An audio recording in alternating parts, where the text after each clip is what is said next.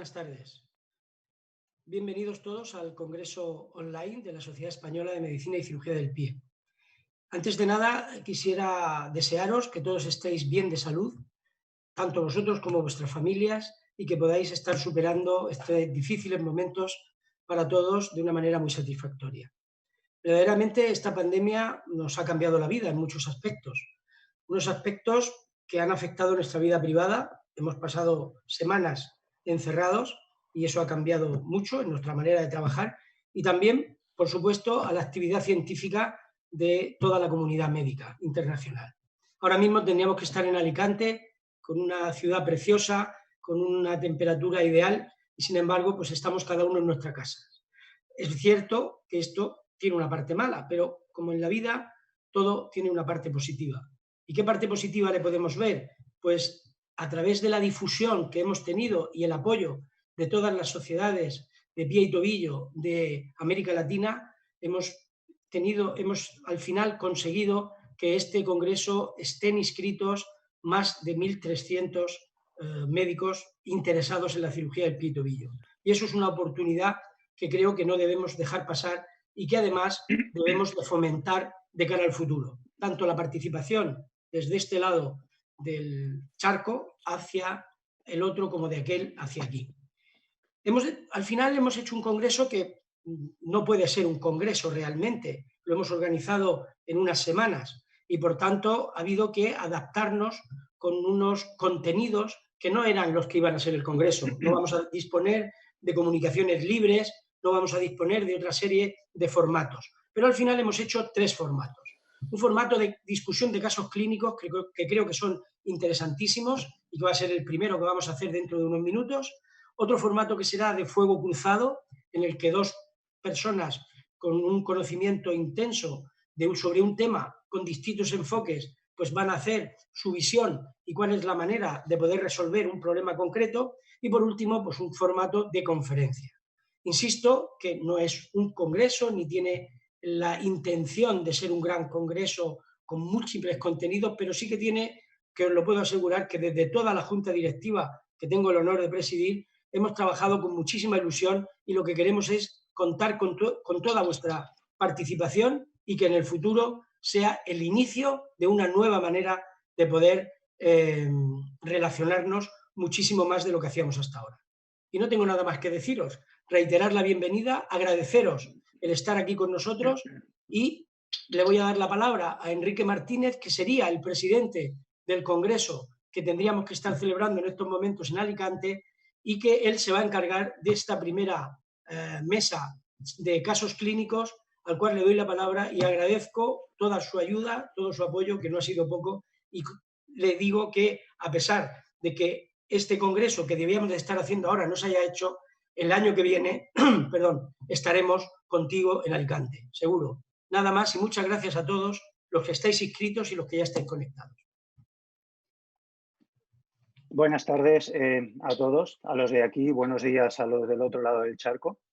Soy Enrique Martínez de la Clínica Vista Hermosa de Alicante y, como ha dicho mi querido amigo Mariano, soy el presidente del congreso que no se ha hecho y luego os comentaré un poco qué va a pasar con él. Bien, vamos a empezar con la primera mesa, basada en la presentación de casos clínicos, y vamos a través de 4 casos clínicos a tratar el tema de la rotura de la placa plantar y a definir un poco cuándo debe repararse. Se han utilizado, se usan muchos términos para denominar un mismo problema, como síndrome de preluxación, síndrome del dedo flotante, segundo dedo cruzado, sinovitis metatarsofalágica o síndrome del segundo espacio, para referirnos a un problema que llamamos inestabilidad de la articulación metatarsofalágica, producido por una lesión de la placa plantar y o de los ligamentos colaterales de la articulación. ¿Qué es la placa? La placa plantar es un fibrocartílago en forma trapezoidal que se origina en el cuello del metatarsiano y se inserta en la base de la falange. Está formado en su mayor parte por colágeno tipo 1 y en él se insertan estructuras que estabilizan la articulación, como son los ligamentos colaterales, el propio y el accesorio, el ligamento intermetatarsiano transverso y una estructura muy importante que es la placa plantar, además de inserción de la musculatura intrínseca del pie. ¿Para qué sirve? Pues es el principal estabilizador estático de la articulación metatarsofalángica. Sobre todo resiste fuerzas en el plano sagital, evitando la elevación de la falange con respecto a la cabeza del metatarsiano. También ejerce un efecto de amortiguación de la compresión durante la marcha y participa junto con la fascia plantar en el mecanismo de Windlass, fijando el dedo en el suelo cuando elevamos el talón. Además de todo esto, amplía la superficie articular de la falange, haciendo un efecto como ocurre con el labrum en la cadera, ampliando el espacio articular. Bien, ¿por qué se lesiona? Las causas principales son las mecánicas, es decir, las producidas por una sobrecarga. Entre ellas, la principal es la insuficiencia del primer radio, generalmente producida por una luz valgus, por una inestabilidad cuneo-metatarsiana, pero también una fórmula metatarsal index minus que genera un metatarsiano segundo o tercero largos es otra causa mecánica importante. El acortamiento del tríceps ural juega un papel no desechable o a tener en cuenta, y el uso de tacones elevados es otro factor favorecedor de estos problemas. Como causas inflamatorias a través de una sinovitis y una destrucción articular, diferentes tipos de artritis también cursan con estas luxaciones, pero se diferencian de las mecánicas por la gran destrucción que encontramos en los estudios radiológicos. Y por último, las traumáticas, que se producen por una rotura aguda de la placa plantar, generalmente por un mecanismo en hiperextensión muy similar al que ocurre en el tuft toe en el hallux. La mayoría de roturas son, paradójicamente, en la inserción distal de la fascia, a nivel cercano a la falange, donde realmente la fascia es más fuerte y más gruesa, pero realmente es donde sufre más sobrecarga. Existen dos grupos de riesgo para padecer esta patología, que son las mujeres entre 50 y 70 años sedentarias con antecedentes de uso de tacones, y el otro grupo es un grupo de más menor edad, son varones, generalmente practican deporte y se caracterizan la mayoría por tener un segundo metatarsiano largo. El 71% de estas lesiones afectan a las mujeres y la mitad de los casos se asocia a hallux valgus. Y la articulación más frecuentemente afectada es la segunda metatarsofalángica. Estamos hablando de una metatarsalgia del tercer rocker, el rocker del antepié, que es el momento en que iniciamos el despegue del talón y, por tanto, se caracterizará por una queratosis típica de este rocker, que es alargada, que llega a la base del dedo, más difusa comparada con las del segundo rocker. Bien, la clasificación más usada por todos nosotros es la de Doty Coughlin del 2014, que, para simplificarlo, tiene 5 grados. El grado 0 significa no hay nada de deformidad y hay, sobre todo, un componente de mucho dolor, y vamos aumentando el grado de deformidad mientras disminuimos el grado de dolor, me refiero a inflamación de la articulación, hasta que llegamos al grado 4, donde tenemos una deformidad rígida con dedos en garra, martillos rígidos, y la articulación metatarsofalángica está luxada de una forma permanente. Bien, en las fases iniciales, como comentaba, el dolor es a nivel plantar, pero no a nivel de la cabeza del metatarsiano, sino a nivel distal, es decir, a nivel más de la base de la donde está la propia articulación.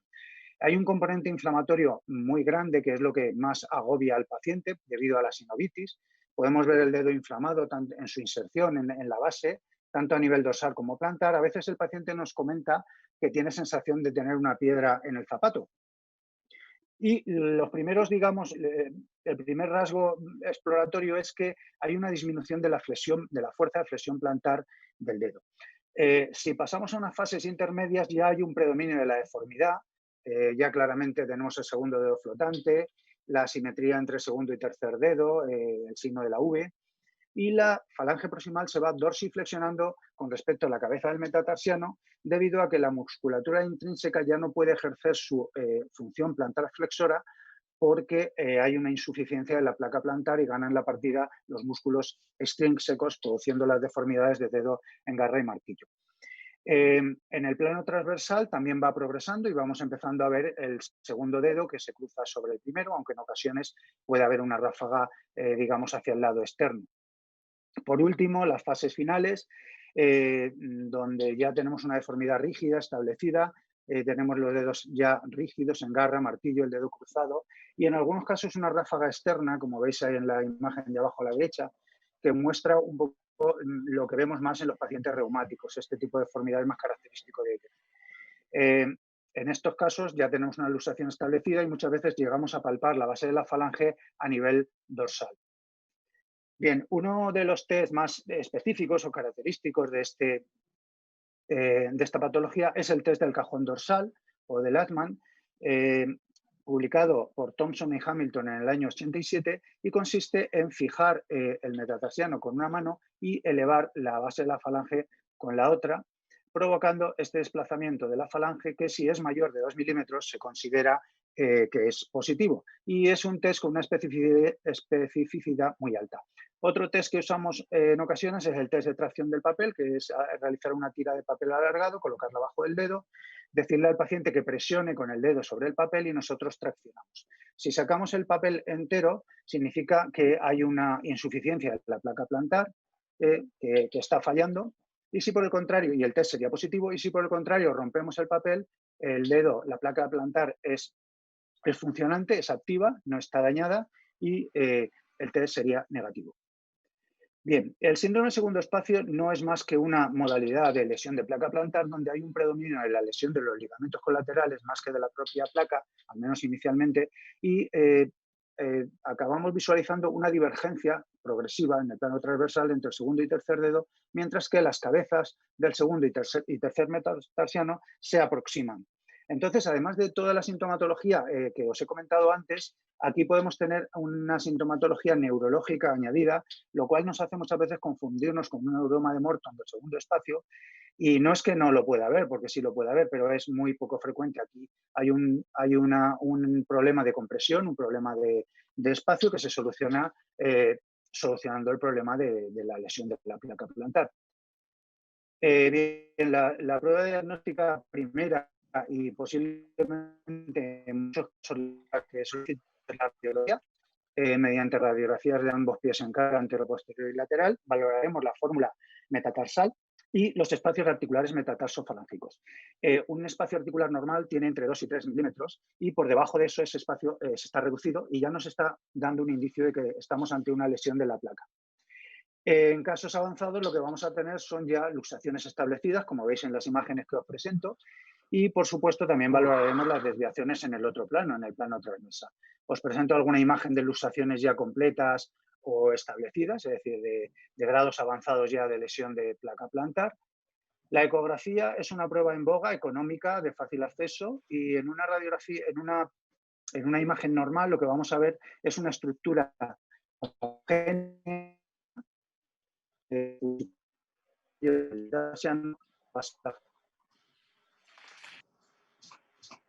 hipoconectividad en la zona y podemos ver pequeñas fisuras en su interior.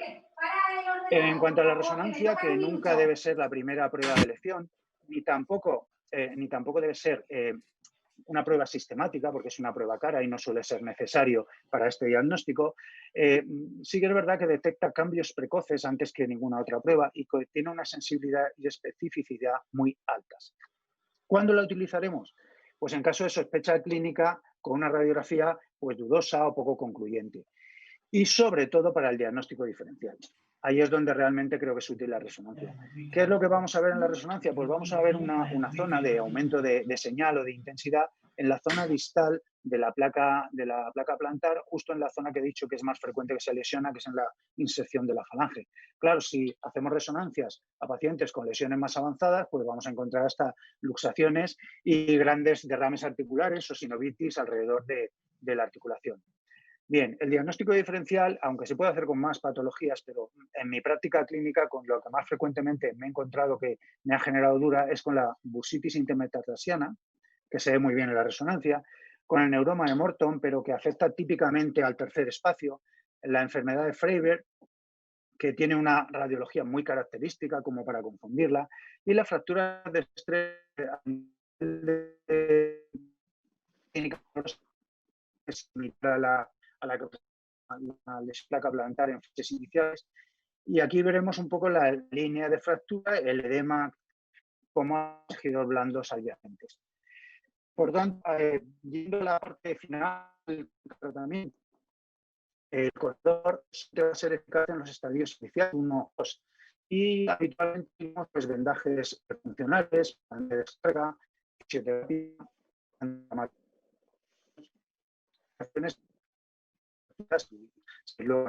Oye, apagar todo, que se me está cortando, apagar todo. Reparación Silvia, sin pero díselo a la reparación gente. de la placa plantar.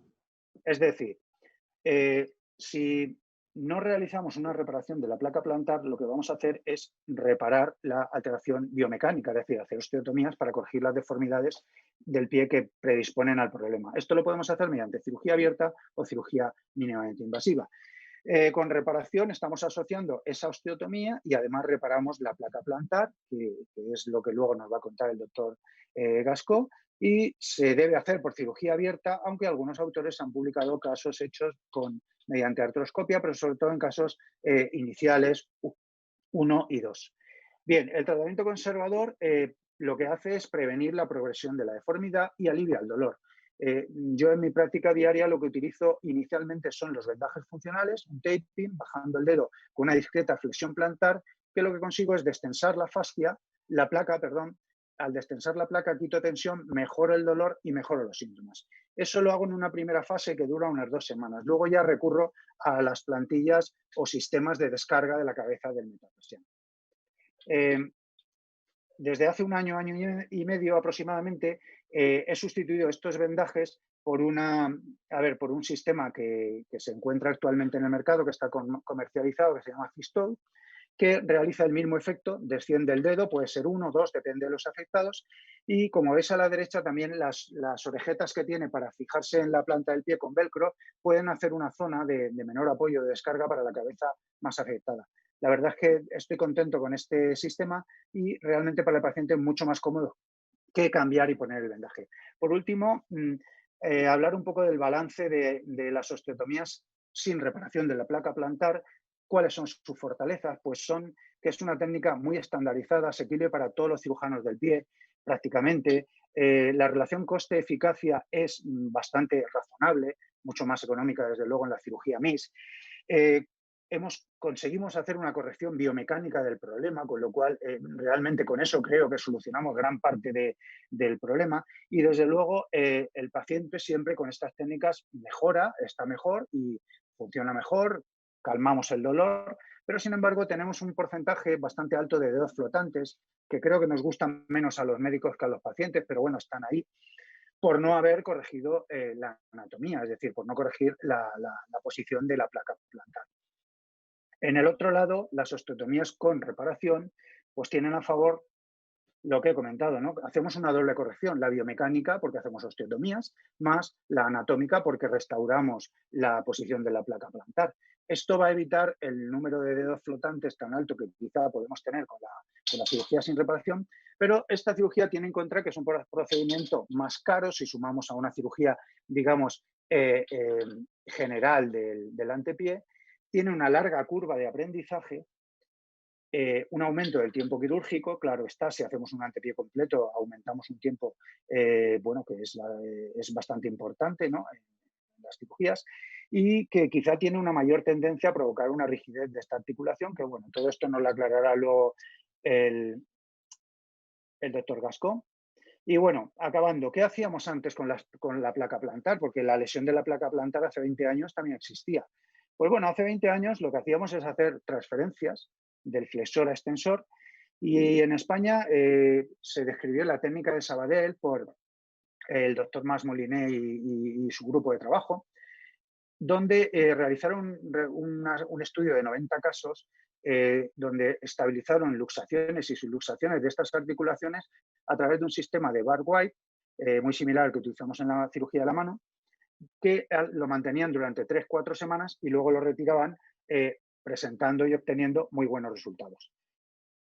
Y quiero acabar con este caso clínico, que es una paciente que vengo viendo desde hace 20 años, y la primera vez que vino a mi consulta vino con esto. Imaginaos la cara que puse cuando vi el arpón que llevaba en la base de la falange.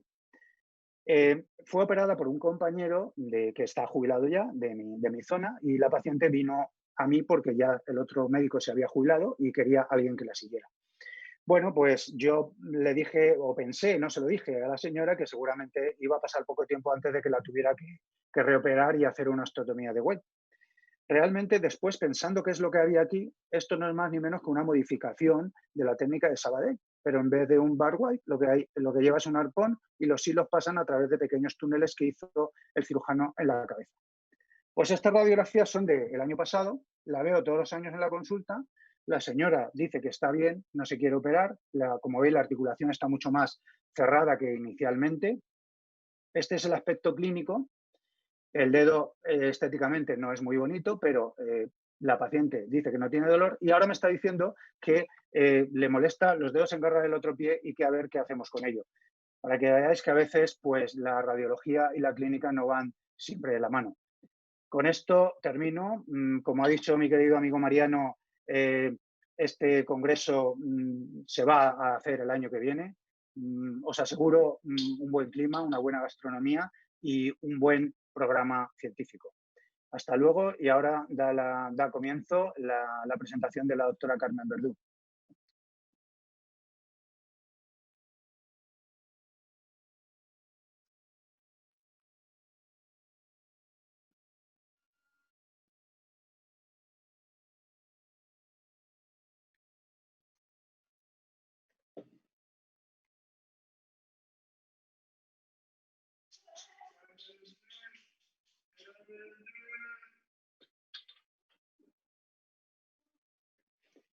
No encender muchos ordenadores, solo uno, que me ha dicho que la señal me estaba... Hola, buenas tardes a todos.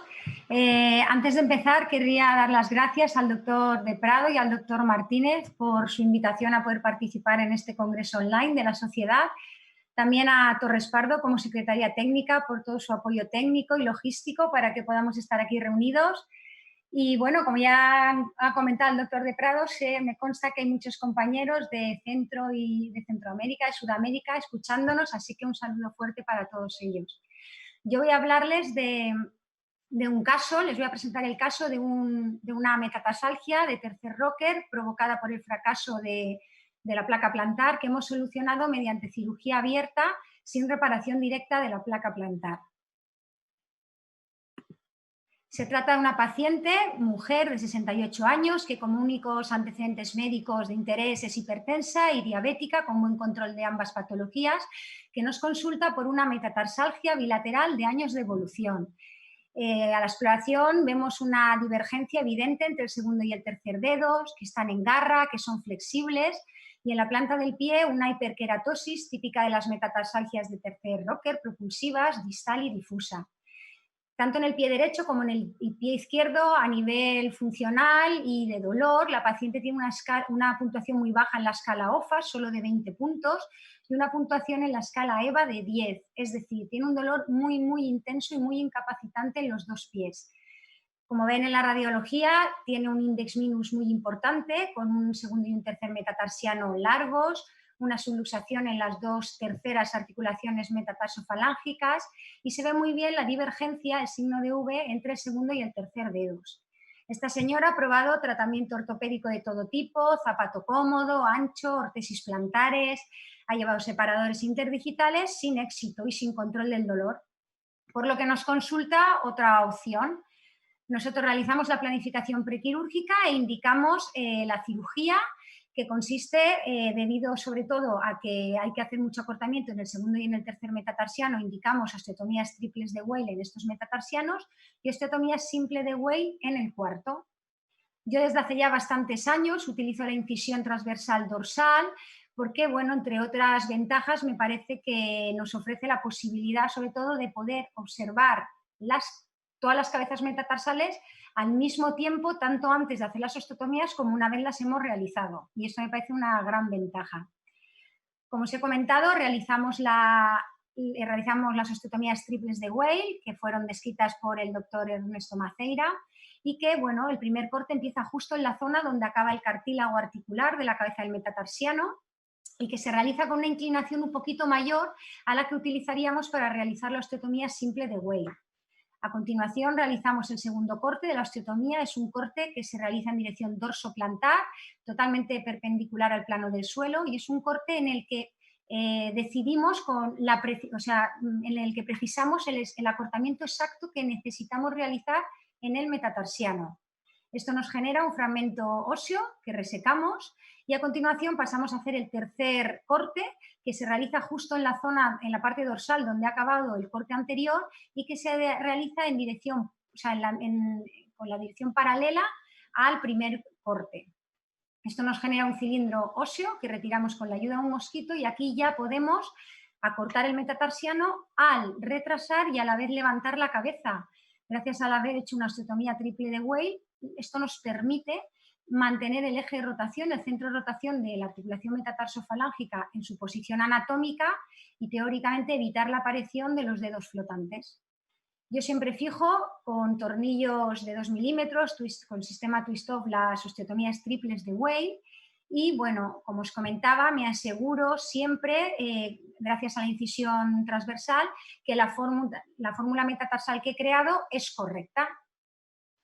En cuanto al postoperatorio, ponemos un vendaje muy almohadillado, con los dedos inmovilizados con una ligera flexión plantar y le permitimos al paciente la carga inmediata asistida con un zapato plano posquirúrgico. Estos son los controles postoperatorios en descarga, donde vemos el acortamiento importante que hemos hecho en los metatarsianos, sobre todo segundo y tercero, y a los 4 meses de evolución volvemos a valorar a la paciente, vemos que persiste una subluxación en la tercera articulación metatarsofalángica, pero clínicamente la señora está muy contenta. Se le ha ido el dolor que tenía en la planta del pie, ya no le molestan los dedos, ha empezado a hacer una vida gracias a ese pie muy activa y está tan contenta que nos pide operarse del otro pie. Antes de contaros qué pasa con el pie izquierdo, os muestro unas imágenes que cité a la paciente hace apenas 2 o 3 semanas. Lleva 2 años y medio de evolución, los controles radiológicos a la izquierda, como veis, ha mejorado mucho en la escala OFAS, de 20 puntos a 80, en la escala EVA tiene solo 1 punto de dolor, es decir, está casi sin dolor, contentísima, a pesar de que, como veis, tiene un segundo, un tercer y un cuarto dedo claramente flotantes, que me molestan más a mí como cirujana que a ella, porque no le importa tenerlos así, se le ha ido el dolor en el pie. Como os cuento, la señora quiere operarse del otro pie y como tiene una clínica y una radiología prácticamente idéntica, realizo exactamente los mismos gestos quirúrgicos que hice en ese pie que me fue tan bien. Estos son los controles postoperatorios, donde la fórmula metatarsal en principio es correcta. Y sucede que a los 3 meses vuelvo a valorar a la paciente y me cuenta que está con muchísimo dolor, que el dolor en la planta del pie no ha mejorado, puede que sea incluso peor y que sobre todo le molestan mucho el segundo y el tercer dedo. Y lamento no tener la foto clínica, pero os hago un zoom de esta radiografía lateral donde lo que sucedía era que la paciente tenía una hiperextensión muy importante tanto de las articulaciones metatarsofalángicas como de las interfalángicas, de forma que esto, además del dolor metatarsal, le generaba grandes dificultades para poder calzarse.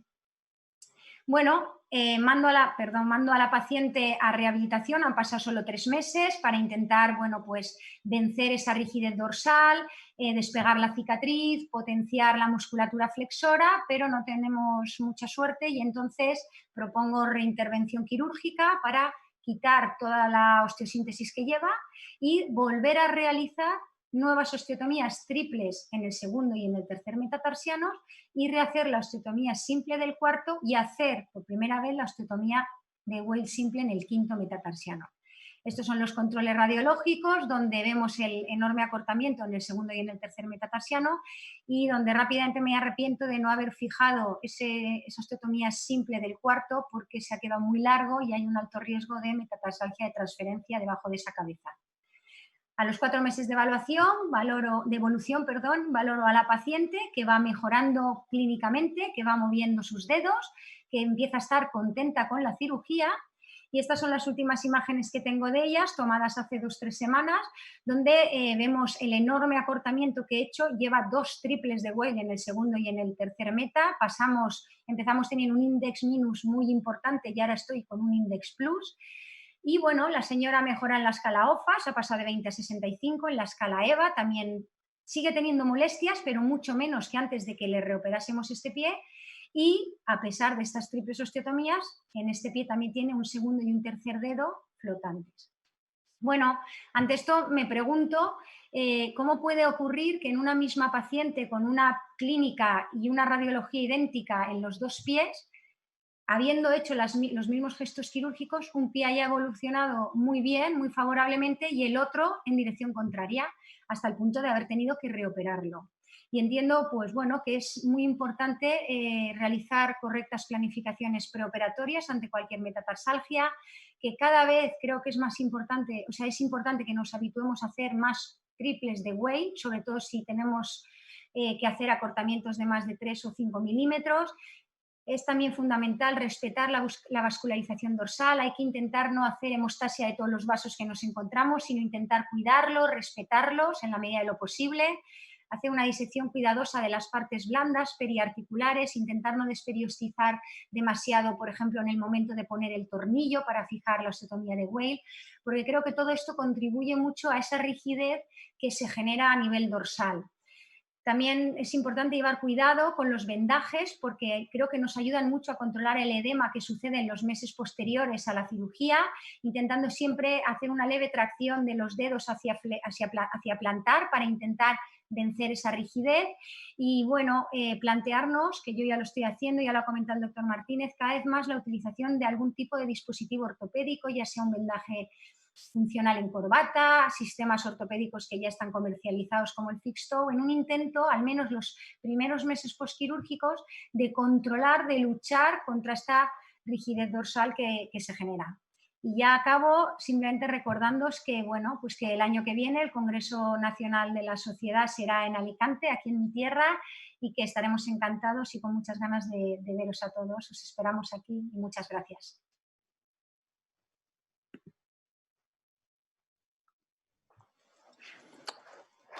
Hola, buenas tardes a todos.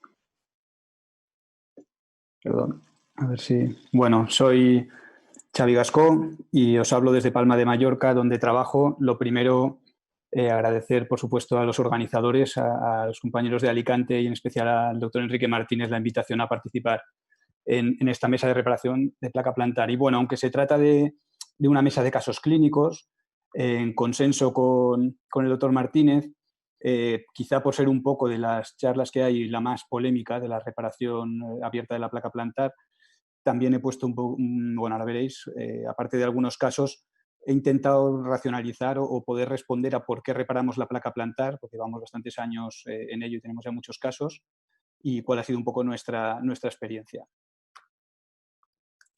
Perdón, no me pasa. Ahora, sí. Entonces, quizá esta sería la primera pregunta a la que intentaríamos responder, como os decía, ¿por qué reparamos la placa plantar? Esta segunda, que es cuándo hay que repararla y cuándo no, posiblemente es la más complicada y no creo que logremos responderla, ya que no hay una indicación estricta, un gold estándar, pero intentaremos aproximarnos. Si hacerlo por un abordaje dorsal o plantar y acabaremos rápidamente revisando los 4 truquitos. Os intentaré, por mi experiencia, dar los 4 truquitos de la técnica quirúrgica.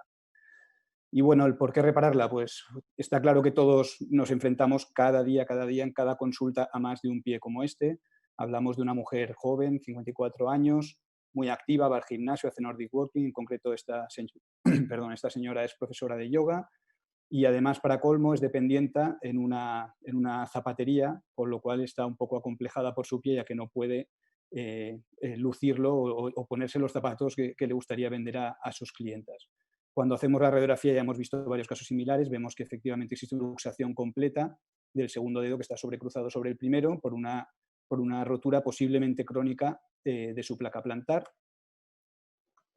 Y no solo esta, sino que hay estudios que demuestran que más de un 50% de pacientes con metatarsalgia en M2 tienen lesión de la placa plantar, y estudios en cadáver donde al explorar cadáveres totalmente aleatoriamente, o sea, desconociendo la clínica previa, se vio donde el 80% de esas placas plantares en los cadáveres estaban lesionadas. Es decir, con esto queremos decir pues, que es una lesión muy frecuente y en la que siempre tenemos que pensar cuando nos viene alguna paciente con metatarsalgia, y especialmente, como ha dicho antes Enrique, en fases iniciales para su prevención y su tratamiento funcional, intentando evitar llegar a este estadio. Entonces, en estos casos, pues supongo que la mayoría de los que estáis aquí conectados realizaríais, ¿no?, ante una luxación completa, una osteotomía de Weil, ya sea abierta o percutánea, para conseguir reducir esta deformidad, asociado o no a capsulotomías dorsales y a alargamientos tendinosos. Eso es lo que haríamos casi todos. Pero hay ya en los últimos 10 años muchísimos trabajos, como también nos acabamos de ver en los casos de la doctora Verdú y nos ha contado el doctor Martínez.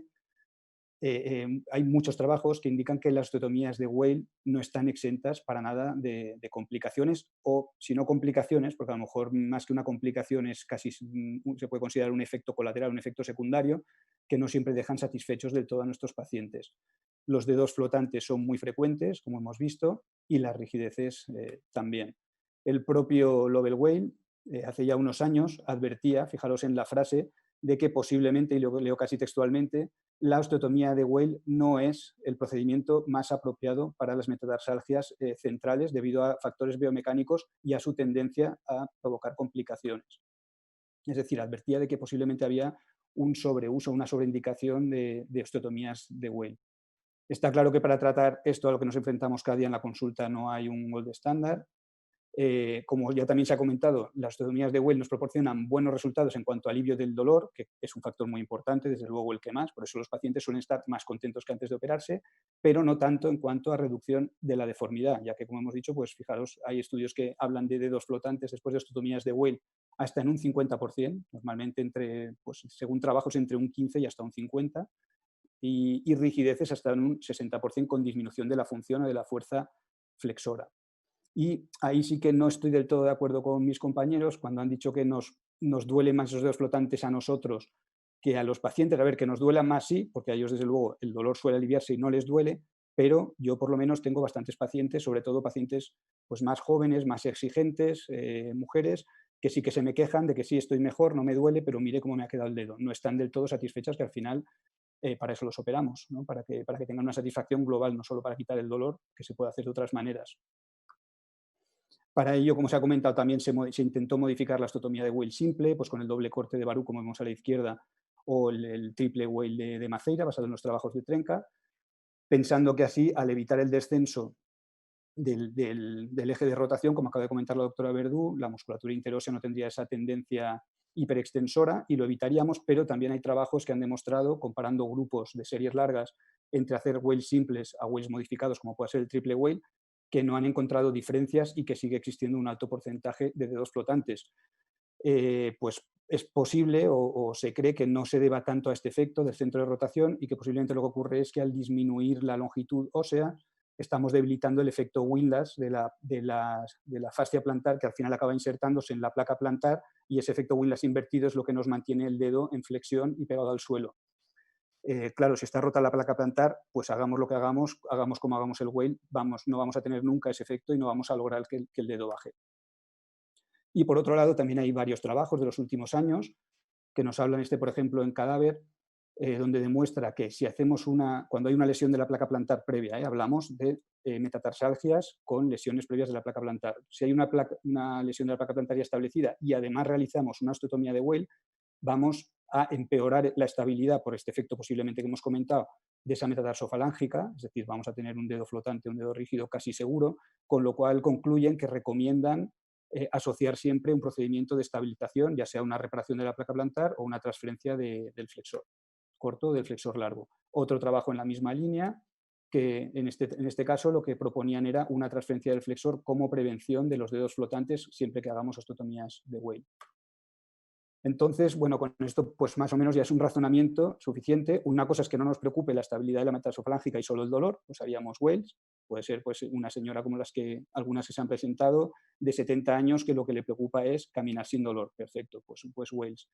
Pero si nos preocupa también la estabilidad y la función de la metatarsofalágica, pues quizá nos tenemos que plantear, al menos saber que es un problema de la placa plantar y si la reparamos o no, o bien si usamos otra técnica alternativa si la placa no es reparable.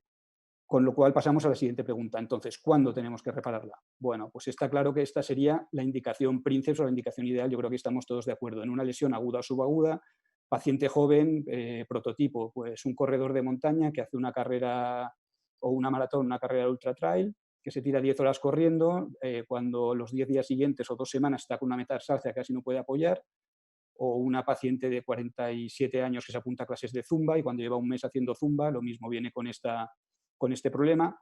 Además, muy probable que vayan a alguna consulta y que les infiltren con corticoides y entonces a nosotros nos llega a los 2 o 3 meses donde es posible que les haya desaparecido el dolor o al menos el dolor plantar y quizá tienen un componente más de sinovitis dorsal porque la deformidad está progresando, pero sí que te dicen que el dedo se les ha deformado y se les ha salido del sitio. Bueno, pues estamos ante una rotura clara que no hace falta ni resonancia ni eco de la placa plantar en una persona joven, aguda o subaguda. Para mí es la indicación principal de reparación. Pero esto no es lo habitual son estos casos de gente un poquito más mayor con estas roturas progresivas y degenerativas en pacientes de ya a lo mejor de cierta edad, que es lo que hablábamos, donde a lo mejor nos planteamos si el paciente es un poco exigente, aunque es verdad que no es nuestra función y a los cirujanos ortopédicos no nos gusta hablar de operar los pies por estética, no deja de ser una expectativa de nuestros pacientes, de muchas de nuestras pacientes. Entonces, si asociando un gesto, aparte de mejorar el dolor, podemos mejorar la función y la estabilidad de esa articulación, pues a lo mejor en ese grupo de pacientes de rotura degenerativa es un procedimiento que nos podemos plantear. Y luego estaría esta otra pregunta, que bueno, por la que abogan más algunos grupos, como sabéis, si habéis revisado bibliografía, un poco más talibanes de la reparación, que plantean reparar la placa plantar siempre que esté lesionada cuando sea reparable. Quizá, un poco os cuento nuestra experiencia, nosotros empezamos pues, hace 10 años, o a lo mejor un poco más, a reparar placas plantares, un poco tímidamente, le fuimos cogiendo el gustillo a la técnica y fuimos reparando más, estuvimos unos años reparando bastantes y quizá ahora hemos bajado un poco y sí que seguimos reparando placas, pero no tan alegremente, no por malos resultados, porque no vamos a tener, si no se complica nada, malos resultados, pero quizá porque a lo mejor no es necesario reparar las placas en pacientes donde pensemos que le quede un dedo flotante no va a suponer un mayor problema.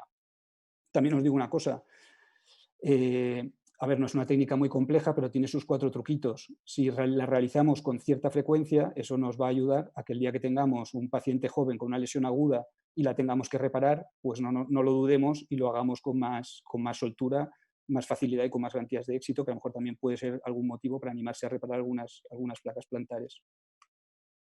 Y, por supuesto, nunca vamos a realizar la reparación de placa plantar de forma aislada, como antes nos ha comentado el doctor Martínez, y se hacía en los años 90 y a principios de los 2000 por abordaje plantar, sino que lo vamos a realizar siempre asociado a otros procedimientos.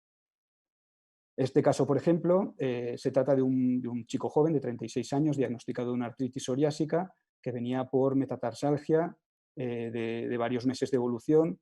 En la radiografía de perfil podéis ver que quizá tiene también asociado un factor mecánico, como va a ser una luz limitus, y ya se aprecia, no sé si veis mi cursor, una subluxación de la metatarsofalangica, que además a la exploración tenía un cajón claramente positivo, con lo cual se diagnostica clínicamente una lesión de la placa plantar. Esta es la imagen intraoperatoria, que antes he visto que también que ha salido por ahí. Vemos la lesión de la placa, es bastante evidente. Y la reparamos haciendo una osteotomía de Weil. Si os fijáis, siempre cuando fijamos la osteotomía de Weil que hemos hecho para poder reparar la placa, siempre se recomienda cortar 2 o 3 milímetros si comparáis con la radiografía contralateral. Así también estamos corrigiendo el factor mecánico que está machacando la placa en la zona crítica. Y esto sería pues, el resultado funcional. Solo tengo fotografías a las clínicas a las 6 semanas, pero bueno, con un dedo reducido. Luego ahora habrá más casos. Entonces, si vamos a repararla, nos podemos plantear si realizarlo por un abordaje plantar o dorsal. Yo os puedo hablar del plantar al principio. Inicialmente sí que realizamos 2 o 3 por abordaje dorsal, porque es lo que había entonces en la literatura. Los que promulgan este abordaje sí que es cierto que posiblemente tienes una mejor exposición anatómica para trabajar con más comodidad y a lo mejor puede tener ciertas ventajas en roturas muy complejas, pero nosotros realizamos el abordaje dorsal porque pensamos que tiene muchísimas más ventajas. Evita o es menos propensa a lesionar otras estructuras importantes que están ahí, ya sean los nervios o vasos colaterales o las expansiones de la fascia que hemos dicho que se insertan en la placa y que son tan importantes como ella para mantener la estabilidad por el efecto Windlass invertido. Además, nos permite detectar las lesiones incipientes, las roturas leves o incipientes degenerativas se dan donde está el metatarsiano, que es en la parte dorsal. Si vamos por plantar, nos puede pasar que abordemos y que veamos la placa insertada, íntegra, y que pensemos que no está lesionada. También nos permite, esto es casi es lo más importante, realizar otros gestos por el mismo abordaje que hemos dicho que son muy importantes, como puede ser la artrólisis dorsal, los alargamientos tendinosos de extensores, la osteotomía de Weil, la reparación de ligamentos colaterales si existe una desviación en el plano horizontal para aplicar de medial o lateral y corregir esa desviación axial, o si se considera irreparable, si abrimos, exploramos, como luego veremos, y vemos que la placa, que el tejido no da y que no es reparable, pues por ese mismo abordaje podemos realizar otra técnica de estabilización, como es una transferencia de flexor a extensor, que os diré que ahora realizamos bastante más transferencias que reparaciones de placas para estabilizar la metatarsofalangica. Y por supuesto evitamos la cicatriz plantar, que es delicada y nos puede prolongar un poco el posoperatorio. Y luego, viendo rápidamente la técnica, pues 4 truquitos. El abordaje dorsal, vamos como para cualquier osteotomía de Weil, abordamos la articulación por el intervalo extensor, hacemos la capsulotomía. Aquí pues a mí me gusta separar bien el aparato extensor de la cápsula y dejar la cápsula bien individualizada para cuando la abrimos en T luego poder utilizarla de medial o lateral, como hemos dicho, si queremos plicar para corregir deformidades en el plano horizontal. Realizamos los alargamientos tendinosos si son necesarios, tampoco animarse demasiado, igual es mejor dejarlos para el final. Hay que intentar respetar los ligamentos colaterales, ya que también son estabilizadores importantes de esta articulación. Y esto sí que es muy importante, esto es un detalle que está escrito en la técnica, pero no hay que olvidarse, y es antes de realizar la osteotomía de Weil, despegar bien la placa de su parte proximal, con un periostotomo o con un disector tipo McClamry como este, y ya que pues, bueno, sería algo similar a si está retraída, lleva mucho tiempo retraída, está adherida, y sería similar a como cuando hacíamos una reparación del manguito de los rotadores, que lo liberamos bien para poder movilizarlo. Realizamos la osteotomía de Weil y desplazamos la cabeza de esa osteotomía casi 1 centímetro o lo que podamos debajo del metatarsiano para hacernos el hueco de trabajo, y la fijamos ahí con una agujita de Kirchner.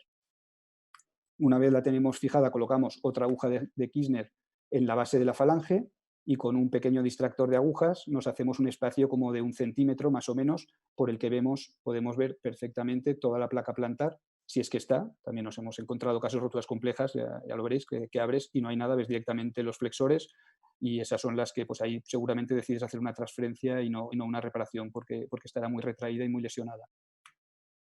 Esta sería la rotura, aquí la tenéis. Y en el otro lado la rotura que hemos visto antes, bastante más evidente. Esto es la placa plantar.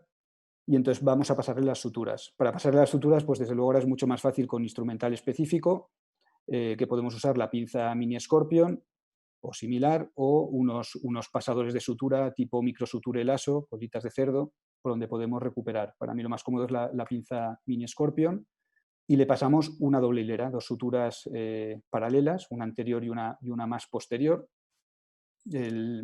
No es muy complicado, porque pasas una sutura por el borde más distal, tiras, traccionas de ella, que te traes un poco la placa, y fácilmente le pasas la otra sutura de detrás. Fijaros en este dibujito, más o menos, esto sería el esquema de cómo quedaría. Un truquito, bueno, aprovecho para decirlo aquí, muchas veces nos encontramos, como veis en el dibujo de la técnica, en el esquema, que son roturas parciales o subtotales, es decir, vemos la rotura, que es un poco la imagen que hemos visto antes, vuelvo un poco para atrás, sería esta imagen de la izquierda, pero no está desinsertada del todo. Al principio, ¿no? Parece como que te da un poco de respeto romperla del todo, intentas repararla así. En mi experiencia es mucho mejor el resultado y mucho más fácil la técnica si la desinsertas totalmente, como veis en esta imagen central, la acabas de desinsertar, aprovechas para quitarle el borde si tiene un tejido degenerativo, te permite cruentar bien la falange, le pasas las 2 suturas cómodamente y luego la reinsertas, que no las suturas parciales. Estas son las suturas parciales que hacíamos hace más tiempo, al principio, que entonces sí que son útiles las colas de cerdo para hacer pues, las suturas en L y suturar, por ejemplo, aquí solo en un lado, como veis en el esquema, o añadir algún punto de sutura lateral a una reinserción si tiene una L muy grande, que es una cosa bastante común. Esto también es importante, irse al footprint donde estaba insertada la placa, quitar el tejido generativo con la gubia o con una raspita y cruentar en la base de la falange, que es donde la queremos reinsertar. Por ahí es por donde tendremos que salir con las agujas con las que vamos a hacer los túneles. Entonces, con las 2 agujas hacemos los túneles, como veis aquí a la izquierda, en la base de la falange, de dorsal a plantar. Otro truco, aunque la técnica lo describe con 2 túneles en cruz, a mí me gusta más hacerlos en paralelo, por 2 motivos. Una, porque esto te obliga a hacer 3 orificios en lugar de 2, como lo veis aquí. Primero el de la aguja que habías colocado para hacer la distracción y luego las 2 agujas en cruz. Y eso en una falange que puede ser muy pequeñita y en un espacio de anterior a posterior de grosor de 3 milímetros, con una aguja que mide 1,8 o 2, pues es complicado. Con lo cual, si haces los túneles en paralelo, yo lo que hago es la propia aguja que pones inicialmente para hacer la distracción ya es un túnel y luego solo tienes que hacerle el otro, te ahorras un orificio. Y el otro motivo es porque, como hay muy poquito espacio, también ha pasado a veces que haces un túnel, pasas la sutura y al hacer el otro, cuando la enganchas con la sutura anterior y te la puedes cargar o te puede dificultar recuperarla. Por eso lo hacemos en paralelo.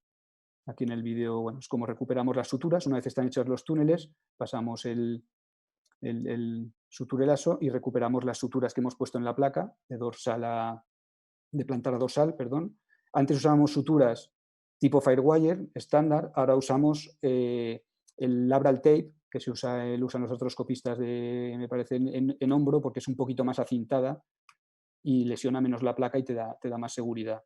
Una vez has pasado las suturas, antes de anudarlas, fijas la osteotomía de Weil acortando esos 2 o 3 milímetros, y una vez está la osteotomía de Weil fija donde quieres, con un desplazamiento medial o lateral si es necesario, ya tensas las suturas por arriba, con lo cual la placa la colocas en la base de la falange y manteniendo el dedo reducido en la metatarsofalangica, la anudas.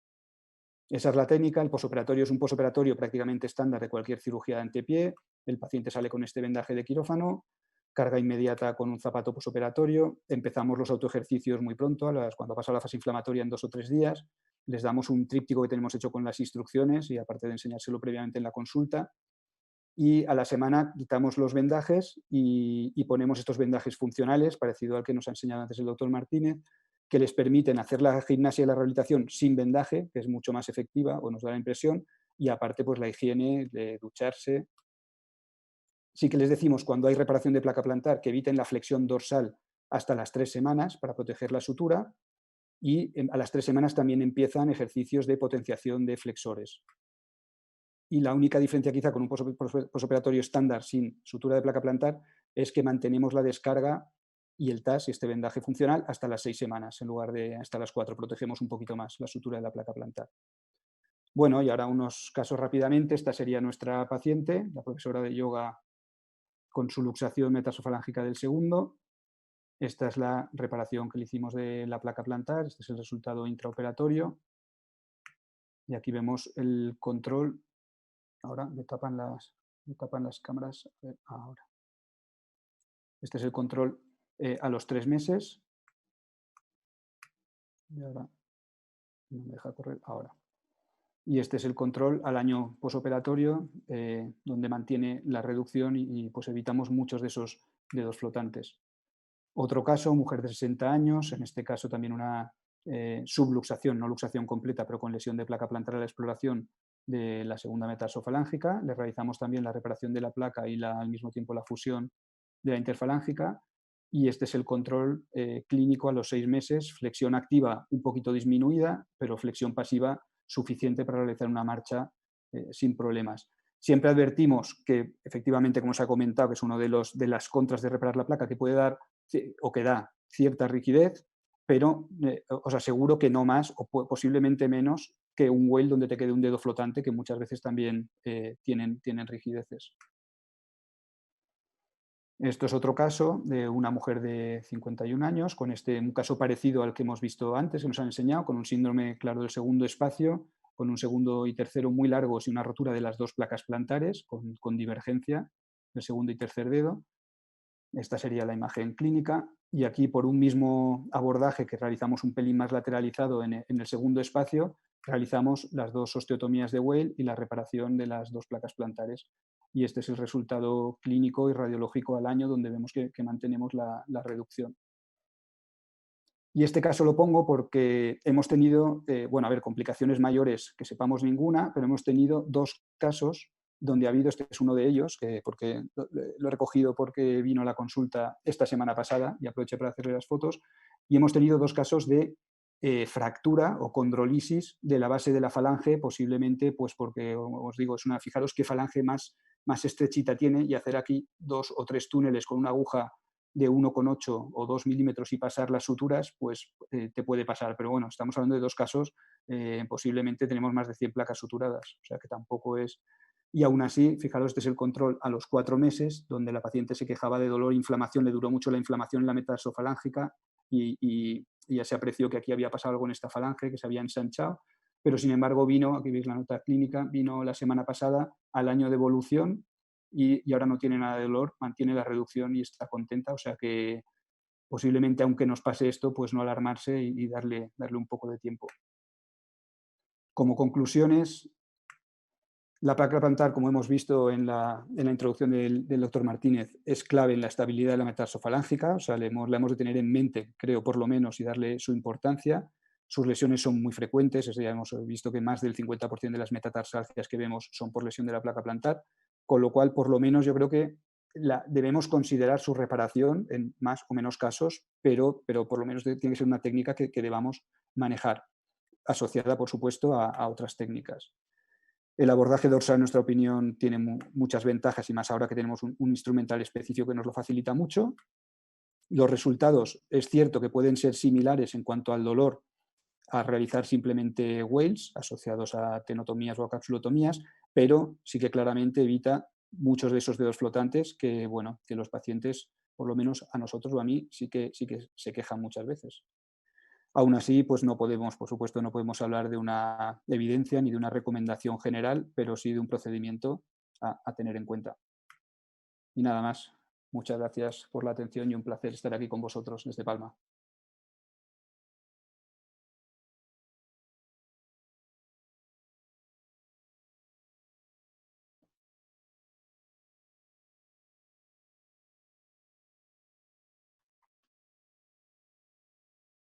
Hola, buenas tardes. Soy el doctor Salinas. Voy con el caso clínico mío, que consiste pues, en el tratamiento de este tipo de pacientes, pero utilizando una cirugía MIS. En primer lugar, quería dar las gracias a la Junta Directiva de la Sociedad y al presidente, al doctor De Prado, por el esfuerzo realizado para organizar este congreso online y haciendo posible que podamos reunirnos un año más a pesar de las circunstancias que estamos pasando. Bien, pues vamos a ver. Empiezo con el caso clínico. Se trata de una paciente, mujer de 57 años, alérgica a la penicilina, con antecedente de hipotiroidismo, que acude a la consulta refiriendo a la siguiente sintomatología. Primero, que desde hace año y medio presenta una deformidad progresiva en el segundo dedo del pie derecho, con dolor a nivel de la base del segundo dedo en la región plantar. Y asociado a esto, la paciente refiere un dolor a la deambulación de características urentes a nivel del segundo espacio intermetatarsiano e irradiado hacia el segundo y tercer dedos.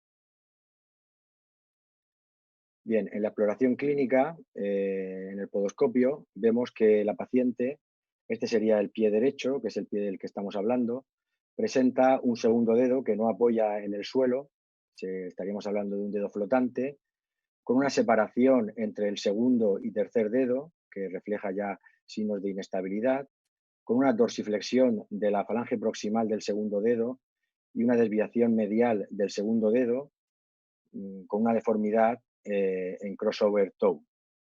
El otro pie, que es el pie izquierdo, desde hacía pues, unos meses también refería a la paciente que había comenzado pues, con una sintomatología parecida a la del otro pie, y vemos como este segundo dedo del otro pie pues, también empezaba a convertirse en un dedo flotante y empezaba a sufrir la misma sintomatología que empezó en el otro pie hacía año y medio. Explorando a la paciente en la camilla, pues destaca, en primer lugar, que la paciente refería fundamentalmente un dolor plantar, tal como ha explicado antes el doctor Martínez. El dolor que refería la paciente fundamentalmente era a este nivel, plantar en la base del segundo dedo. No destacaba un dolor muy invalidante a nivel de los metatarsianos centrales y, como pueden ver, tampoco se aprecia una hiperkeratosis florida a nivel de los radios centrales. Siguiendo con la exploración clínica, vemos intentando hacer una clasificación en estadios clínicos, siguiendo la clasificación de Coughlin, de estadios clínicos de la inestabilidad metatarsofarángica, vemos que esta paciente tenía un test de cajón dorsal positivo superior al 50% y una pérdida de fuerza de agarre plantar, con lo cual, según ello, pues siguiendo esta clasificación podríamos clasificarla en un estadio 2, que hablamos de una deformidad moderada, una desviación medial del segundo dedo, con hiperextensión de la falange proximal, con dolor fundamentalmente, puesto que la tumefacción al tratarse ya de una lesión de la placa plantar ya evolucionada era menor, una pérdida de fuerza de agarre plantar y un cajón dorsal positivo mayor del 50%, con lo cual estaríamos hablando de un estadio 2. En cuanto a las pruebas de imagen, vemos la radiografía dorsoplantar en carga, en la que se aprecia pues, una fórmula metatarsal index minus, una desviación medial del segundo dedo y una disminución del espacio intermetatarsiano entre el segundo y tercer metatarsiano. Estas son las radiografías de ambos pies. Este sería el pie derecho, el pie del que estamos hablando, y este el pie izquierdo, en el que también inicia deformidad. Otras pruebas que le hicimos fue una electromiografía en la que nos informa de que tenía una lesión a nivel de la segunda y tercera ramas interdigitales del nervio plantar medial. A este paciente y en este tipo de pacientes habitualmente no realizamos estudio por resonancia magnética, solamente lo realizamos si hay sospecha clínica con una radiografía poco concluyente, pero habitualmente a este tipo de pacientes con sospecha de lesión de placa plantar no realizamos resonancia magnética. Entonces, ante esta exploración y esta clínica, nos encontramos con esta paciente con el siguiente diagnóstico. Por una parte, una rotura de la placa plantar de la segunda articulación metatarsofalángica, estadio 2, según la clasificación clínica de Coughlin, y asociado a ella un síndrome del segundo espacio intermetatarsiano, que como vemos aquí, a raíz de tal como ha explicado el doctor Martínez, pues a raíz de la lesión de la placa plantar, posiblemente de los ligamentos colaterales, se produce un aumento de tensión a nivel de la articulación metatarsofalángica y un desplazamiento del segundo metatarsiano hacia el tercero y produciendo un conflicto de espacio entre el segundo y tercer metatarsiano, produciendo una neuropatía y el llamado síndrome del segundo espacio. Bueno, esta paciente, cuando nos llega a nosotros, pues ya había recibido todo tipo de tratamientos no quirúrgicos, tales como las plantillas ortopédicas para que disminuyan la flexión dorsal de la F1, zapatos con antepié con suela en balancín, que mejoran la clínica al disminuir las fuerzas dorsiflexoras de la articulación metatarsofalángica, o vendajes tipo taping, cuyo objetivo es colocar el dedo en una posición neutra hasta que la placa plantar pues, pueda, en teoría, cicatrizar o por lo menos mejorar la sintomatología del paciente. Pero todos estos tratamientos son efectivos en estadios iniciales, pero no es el caso de esta paciente, que cuando nos llega a nosotros pues ya optamos por un tratamiento quirúrgico. Bueno, tal como se ha hablado en las anteriores charlas, pues el tratamiento quirúrgico tendríamos la discusión entre reparar o no reparar la placa plantar. Bien, pues en nuestra opinión, la reparación de la placa plantar con puntos o anclajes puede ser una buena opción en caso de pacientes con lesión de la placa plantar aguda, tal como ha comentado el doctor Gascó. En cambio, existe controversia en los casos crónicos, que son el 90% o 95% de los pacientes que nos encontramos en nuestras consultas. En los casos crónicos de lesión de placa plantar, no hay aún artículos que aboguen claramente por una reparación directa de la misma. No se ha demostrado una diferencia significativa en cuanto a que la reparación de la placa plantar sea una mejor técnica. La rotura de la placa plantar es casi siempre secundaria a un desequilibrio mecánico del antepié. Por tanto, cualquier opción quirúrgica debe, en primer lugar, restablecer este equilibrio. Y esto es lo que nosotros hacemos. Nosotros, como he comentado al principio, este tipo de pacientes los tratamos por cirugía MIS o cirugía percutánea. Para ello, pues, en primer lugar, hacer referencia al libro de nuestro presidente, el doctor de Prado, que aquí tiene la versión en castellano y la versión en inglés. Algunas fotos de las que vais a ver pues, están tomadas de ese libro. Y bueno, nosotros optamos por la reparación indirecta, es decir, no reparamos de una forma directa la placa plantar. Nosotros lo que abogamos es por hacer una liberación de partes blandas, capsulares, realizar gestos tendinosos y finalmente realizar una descompresión ósea para intentar corregir todos estos desequilibrios mecánicos que tiene el pie. Nosotros todo esto lo realizamos mediante una técnica MIS. La técnica MIS consiste para estos pacientes, primero, hacer un tratamiento sobre las partes blandas, sobre los desequilibrios en partes blandas que existen, y para eso realizamos primero una tenotomía extensora, de tenotomía extensora, largo y corto, una liberación de la cápsula dorsal y una liberación capsular, medial o lateral, según la desviación del dedo. Y luego, en segundo lugar, hacemos el tratamiento sobre el hueso, haciendo una descompresión ósea, bien mediante una osteotomía de la primera falange o asociada a una osteotomía del metatarsiano distal por técnica percutánea, que esto nos va a conseguir una descompresión ósea, que es lo que estamos pretendiendo.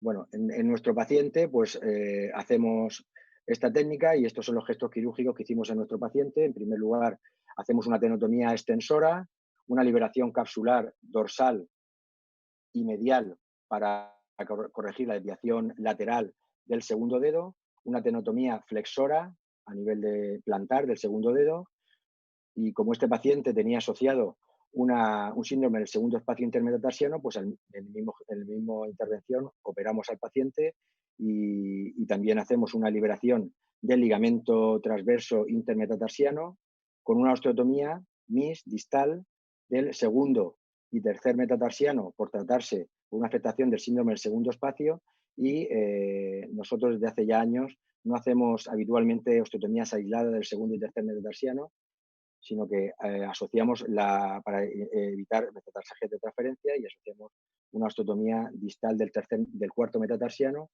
y esto fue lo que hicimos a este paciente. Esta es la foto intraquirúrgica del paciente con las mínimas incisiones realizadas. Por esta incisión pues hacemos la liberación del ligamento intermetatarsiano, y estas mínimas incisiones son para realizar las osteotomías distales de los metatarsianes centrales. Bueno, el doctor Xavi Gasco pues me permitirá presentar estas fotos pues un poco comparativas de cómo serían las incisiones en caso de que este paciente quisiéramos operarlo por cirugía abierta, y la foto de nuestro paciente pues operado por cirugía MIS, con las ventajas, yo creo que todos conocemos en este tipo de cirugía con mínimas incisiones. Estas son las radiografías de la paciente a los 14 meses. Esta es la radiografía preoperatoria y esta es la radiografía posoperatoria al año y medio, en el que pienso que hemos corregido globalmente todos los desequilibrios mecánicos que tenía el pie. Aquí vemos las osteotomías del segundo, tercer y cuarto metatarsianos ya consolidadas. Hemos corregido la desviación medial del segundo dedo. También aquí vemos consolidada la osteotomía de la primera falange. Y bueno, como digo, el objetivo yo creo que lo hemos conseguido, que es corregir globalmente los desequilibrios mecánicos que existían en el antepié y que posiblemente fueran los desencadenantes de las lesiones que este pie refería. Esta es la foto al año y medio de la paciente, en la que pre y posoperatoria al año y medio, en la que se ve pues eso, las incisiones mínimas y la corrección del crossover toe y las deformidades que presentaba esta paciente. En cuanto a la valoración de los resultados, según las escalas de valoración clínica y funcional, pues hemos pasado esta paciente una OFAS preoperatorio de 19 a 90, en la escala de Manchester-Oxford de 57 puntos a 8 puntos, la escala de valoración subjetiva EVA de 9 a 2, y la paciente pues está satisfecha con el resultado y de hecho pues está operada también del otro pie. Y para concluir, pues decir que en nuestra opinión las lesiones de la placa plantar hay que siempre valorar su frecuente asociación con el síndrome del segundo espacio intermetatarsiano, que las series recientes hablan de una asociación de un 65 a un 80%, Nosotros abogamos por una reparación indirecta, corrigiendo globalmente los desequilibrios mecánicos que son los causantes de la patología, y nosotros desde hace muchos años en este tipo de pacientes estamos utilizando la técnica MIS percutánea porque consideramos que es una técnica reproducible, con buenos resultados, con una buena satisfacción del paciente y con todas las ventajas propias de la técnica MIS. Y para terminar, pues como el resto de mis compañeros, quería invitarles al próximo congreso que ya sí se celebrará en Alicante el año que viene, en la primera semana del mes de junio. Es todo, gracias.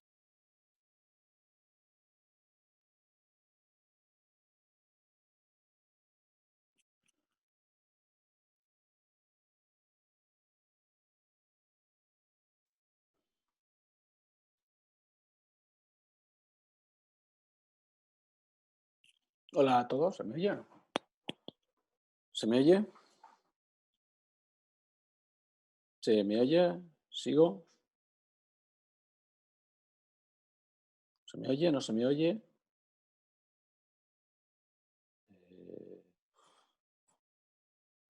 ¿Se me oye? ¿Alguno de los ¿se me oye? Hoy no, Sí, yo te ahora, oigo Vale, perfectamente. perfecto, vale, bueno. Pues ya mi charla, yo me llamo Antonio Gullo Bonus, trabajo en el Hospital de San Juan. Y nada, bueno, primero agradecer, como no, a la Junta Directiva por el esfuerzo que ha hecho por hacer este curso online y, como no, al doctor Martínez por invitarme para hacer la charla. Como mal de tiempo, voy a intentar ir lo más rápido posible. Y bueno, mi caso clínico es un varón de 55 años sin ningún antecedente médico de interés, que he remitido a nuestra unidad por una metatarsalgia central con una deformidad progresiva de los dedos. Cuando hacemos la exploración física, vemos un dolor en el segundo o tercer metatarsiano distal a la cabeza del metatarsiano, como os ha dicho en anteriores charlas. No tenía callosidades evidentes, apertura del segundo y el tercer dedo, lo que llamamos el signo de la V, y el segundo y el tercer dedo no contactaban con el suelo, lo que le he dicho, una especie de floating toe, de una pérdida de grip, y tenía una garra del segundo dedo. En la exploración, básicamente, presentaba un cajón dorsal del segundo dedo, y bueno, estas son las fotos clínicas, la foto en descarga donde se ve el signo de la V, y a la derecha pueden ver las fotos apoyando el pie, se ve el segundo dedo en garra, se ve la falta de grip o dedo flotante, que cuando está apoyado pues es menor, ¿de acuerdo? Y este es en el cajón dorsal, que bueno, le hicimos el cajón, la sensación nuestra, en que esto hay una variabilidad interobservador, la sensación nuestra es que desplazamos más de un 50%, más o menos intentar reproducirlo en un fantoma, más o menos lo que hacemos, ¿no? Entonces, bueno, estas son las radiografías. Nosotros, igual que el doctor Salinas, nosotros por norma general no hacemos ni resonancia ni ecografía, este tipo de patologías, salvo que sospechemos una patología tipo neuromyomorto, no tengamos nada claro. Entonces, si ampliamos las radiografías, vemos la radiografía anteroposterior, vemos que hay un alus valgus interfalángico, interfalángico que no le molestaba, vemos que hay una fórmula indes minus, vemos que hay el signo de la V de los dedos, vemos que hay una solustración metatarsofalángea al segundo y tercer dedo, y en la radiografía lateral pues nos llama el segundo dedo sobrelevado y en garra. Entonces, como diagnóstico, nosotros diagnosticamos de metatarsalgia tipo tercer roque del segundo o tercer metatarsiano y de inestabilidad de metatarsofalangia del segundo dedo compatible con rotura de la placa plantar, y digo compatible porque no tenemos ninguna prueba de imagen tipo de resonancia que lo hubiera confirmado previamente. Vemos que tiene un segundo dedo en garra rígido, ¿de acuerdo? Y si usamos la clasificación que todo el mundo ha presentado, pues bueno, nosotros lo hubiéramos clasificado en un tipo 2, porque había una hiperextensión, una moderada malalineación y un cajón más del 50%.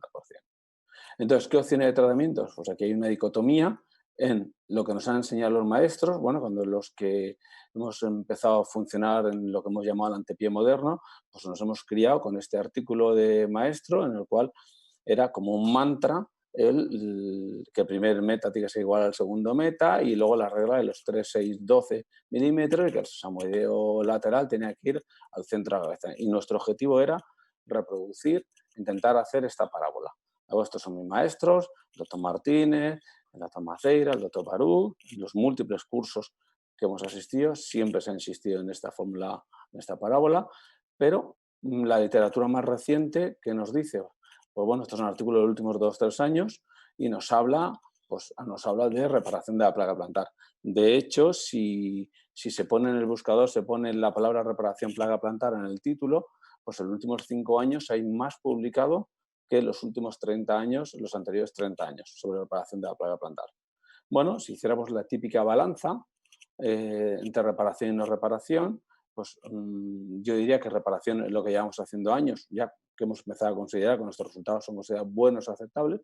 Cada uno tiene sus truquillos, hemos ido perfeccionando nuestra técnica, nos sentimos cómodos con ella, es rápido y, entre comillas, mínimamente costoso, porque solo gastamos un implante, unos tornillos que no son ya, lo tenemos asumido.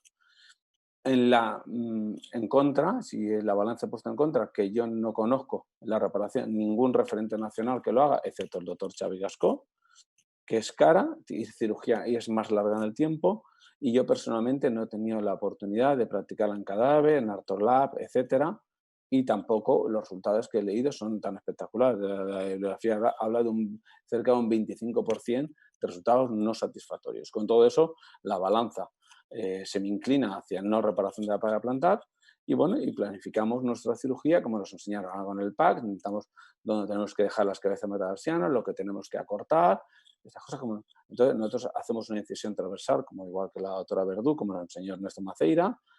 Nosotros hacemos una variante, que es una osteotomía doble way, como promulga Cowling, que saca una loncha, entra más en cartela, pues bueno, es parecido a la triple Maceira. Y en el cuarto decidimos hacer una osteotomía simple de way, en el cuarto. Hicimos una artrosis para el dedo en garra, con una aguja de Kirchner. Este es el control posoperatorio con los vendajes. Nosotros, la enfermera no nos quita los hilos que se ven, pero bueno. Y he tenido la oportunidad para el webinar, localizar al paciente que vino hace una semana a verme. Y bueno, 3 años después, esta es la radiografía que tenemos. Entonces vemos una parábola metatarsal aceptable. Podemos criticar el cuarto metatarsiano, que parece que es un poquito más largo. Es el único que nos fijábamos. Vemos que hay una exóstosis dorsal del segundo metatarsiano, que yo le puedo decir que es una protección ante su luxación dorsal. Y estas las fotos clínicas, vemos que el paciente mantiene un flattening tone leve, vemos una alineación correcta en el plano axial y el paciente está muy contento. De hecho, ha aprovechado la charla para pedirme que si le puedo operar otro pie. Yo le he hecho el cajón, bueno, aunque a la derecha yo la sensación es que se movía en bloque, que no conseguía hacer un gran desplazamiento, y en la prueba del papel, pues bueno, una vez me rompió el papel, arriba se rompió el papel y abajo no se rompía el papel. Bueno, no sé si esto es positivo o esto es negativo, no lo sé. Con todo esto, ¿qué conclusiones leves sacamos? Pues conclusiones que prácticamente yo en todos los pies hago algo parecido, pero tengo resultados aleatorios. Tengo pacientes como este que están muy bien y tengo pacientes que tienen una rigidez, unos flattening toes que no entiendo. Entonces yo, el axioma o la famosa frase de Einstein de que si buscas resultados distintos no hagas siempre lo mismo, en este caso se pone en duda porque a mí uno y hago lo mismo y otros están mejor, otros peor. Y la biografía moderna sigue hablando de la placa plantar, cada vez hay más artículos y personalmente creo que se necesitan más valientes como el doctor Xavi Gascó para animarnos a reparar la placa plantar, porque hoy por hoy, salvo 2 veces que he visto a Xavi en 2 cursos, no he tenido la oportunidad de ver a nadie más. Y bueno, este es mi chiquillo practicando la placa plantar por si algún día el cajón, por si algún día esto sigue siendo el futuro. Y intentar hacerlo lo más rápido posible y ya os dejo con las charlas.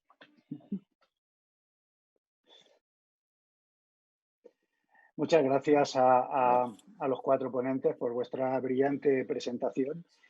Nos queda poquito tiempo, 10 minutos, y los vamos a aprovechar muy bien.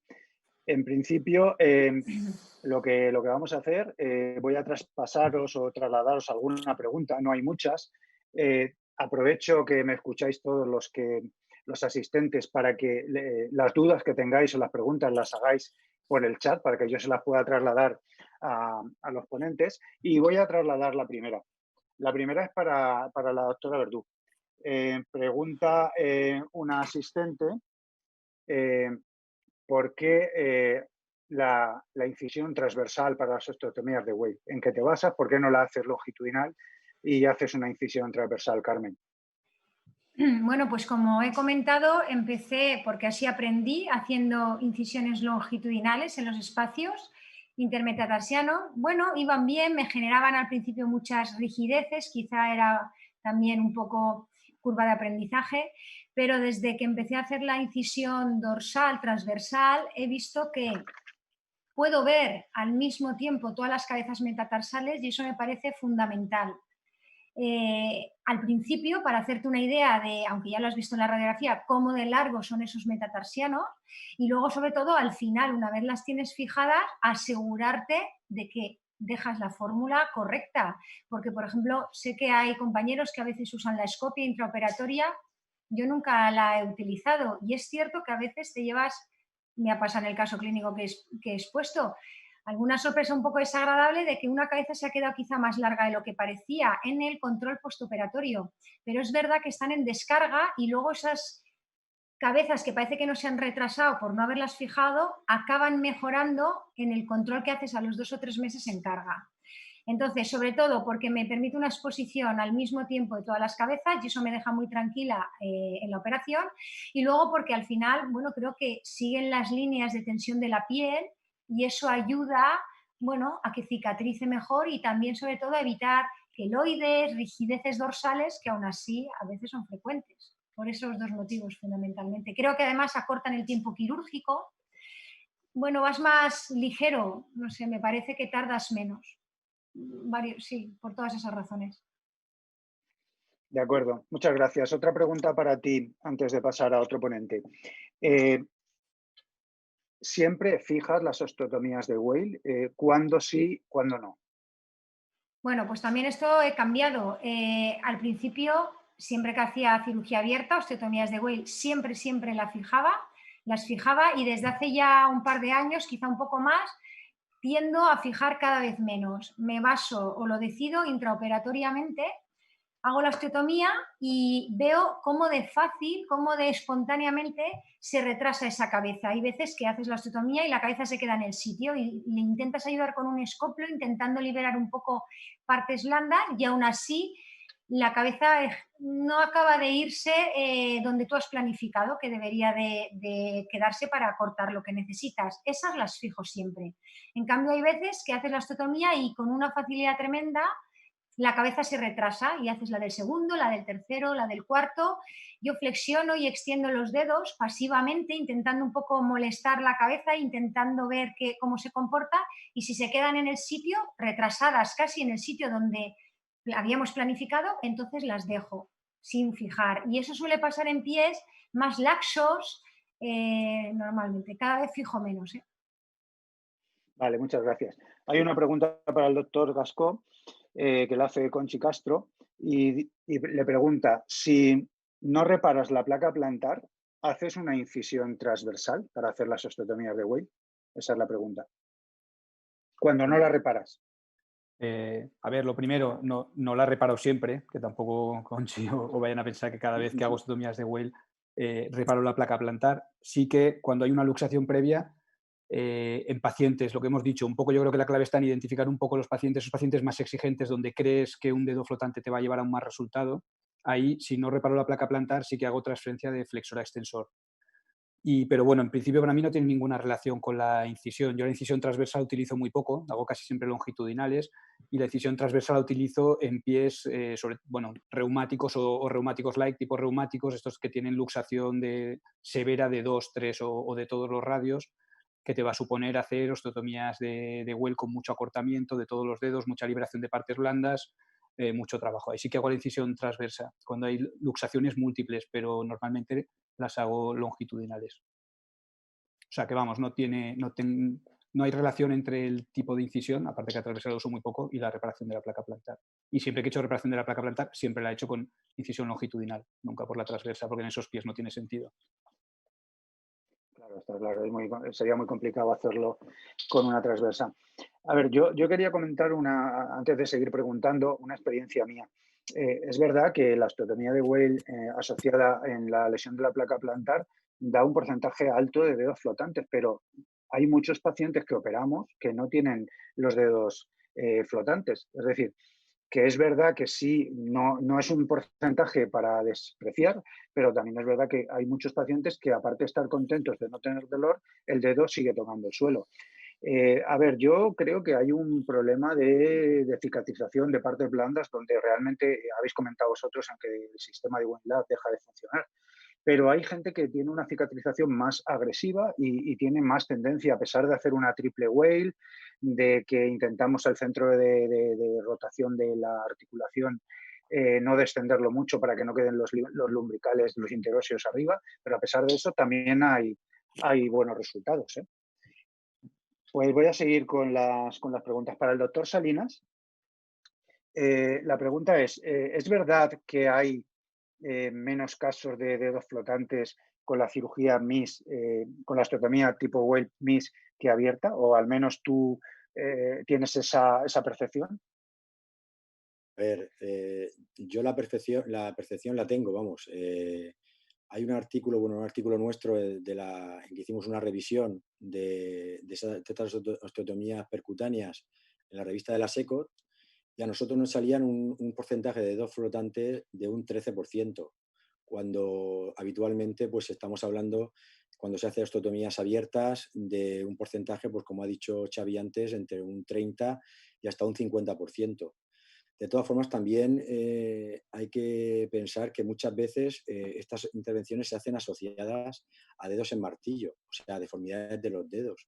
O sea, no es lo mismo hacer una osteotomía del metatarsiano simple, sin hacer nada en el dedo, que cuando esto viene asociado, o sea, también hay que ver cuánto porcentaje de dedo flotante puede deberse a la osteotomía del metatarsiano y cuánta al dedo en martillo que has intervenido. Pero vamos, que en nuestro caso, en nuestra revisión, el porcentaje fue de un 13%. O sea que sí que es menos que en la cirugía abierta. Por otra parte, tiene sentido porque en principio pues la liberación de partes blandas que haces es mucho menor. Está clara esa relación. Una pregunta para el doctor Agulló. ¿Haces algo en el tratamiento, Antonio, haces algo en el tratamiento postoperatorio para evitar los dedos flotantes? ¿Cuál es tu sistemática? Porque pensando que los hay, ¿cómo puedes evitarlos?